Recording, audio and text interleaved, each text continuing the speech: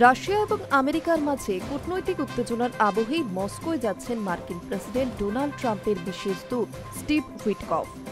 আগামী বুধবার রাশিয়া যেতে পারেননি তিনি। ক্রেমলিন সূত্রে সংবাদ সংস্থা রয়টার্স জানিয়েছে, রুশ প্রেসিডেন্ট ভ্লাদিমির পুতিনের সঙ্গেও বৈঠক করতে পারেন ট্রাম্পের দূত। ইউক্রেনের সঙ্গে যুদ্ধ থামানোর জন্য রাশিয়ার উপর চাপ বৃদ্ধি করে যাচ্ছেন ট্রাম্প। ইতিমধ্যে ইউক্রেনকে সামরিক সাহায্যের বার্তাও দিয়েছেন আমেরিকার প্রেসিডেন্ট।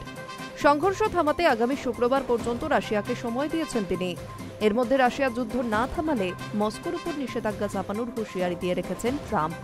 পাশাপাশি মস্কোর সঙ্গে বাণিজ্যিক সম্পর্ক রাখা দেশগুলির উপরেও কোপ বসাতে পারেন আমেরিকার প্রেসিডেন্ট। বিশেষ করে রাশিয়া থেকে যারা তেল কেনে সেই দেশগুলিকে সতর্ক করে দিয়েছে আমেরিকা। ঘটনাচক্রে বর্তমানে রাশিয়ার রপ্তানি করা তেলের বেশিরভাগই কেনে চীন এবং ভারত। রাশিয়ার সঙ্গে ভারতের এই বাণিজ্যিক সম্পর্ক যে আমেরিকার পছন্দ নয় তা ইতিমধ্যে স্পষ্ট করে দিয়েছেন ট্রাম্প। ভারতের ওপর 25% শুল্ক চাপানোর সময়ই মস্কোর সঙ্গে নয়াদিল্লির বাণিজ্যিক সম্পর্কের কথা উল্লেখ করেছেন তিনি।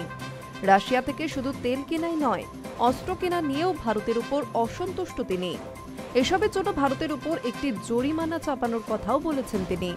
যদিও এই বিষয়ে বিস্তারিত কোনো মন্তব্য করেননি ট্রাম্প। উদ্ভূত পরিস্থিতিতে রাশিয়ার সঙ্গে ভারতের বাণিজ্যিক সম্পর্ক কী অবস্থায় থাকবে তা নিয়ে বিস্তর প্রশ্ন উঠতে শুরু করেছে। যদিও ট্রাম্পের চোখ রাঙানির পরেও রাশিয়ার সঙ্গে ব্যবসা অব্যাহত রেখেছে ভারত। শনিবার নয়াদিল্লির সরকারি সূত্র জানিয়েছে, রাশিয়া থেকে তেল কেনা এখনই বন্ধ করা হচ্ছে না।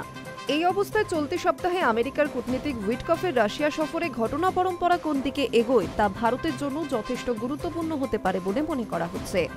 সোমবার রুশ সংবাদ সংস্থা তাস জানিয়েছে, আগামী বুধবার রাশিয়ায় যেতে পারেন উইটকফ। ক্রেমলিন সূত্রে সংবাদ সংস্থা রয়টার্স জানিয়েছে, উইটকফের সঙ্গে আলোচনায় ইতিবাচক কোনো দিশা মিলবে বলে আশা করছে রাশিয়া। ক্রেমলিনের ওই সূত্র জানিয়েছে, উইটকফের সঙ্গে আলোচনা সবসময়ই কার্যকরী এবং গুরুত্বপূর্ণ। রাশিয়া কোনো পারমাণবিক উত্তেজনা চায় না বলেও দাবি ওই সূত্রের। Hi news network.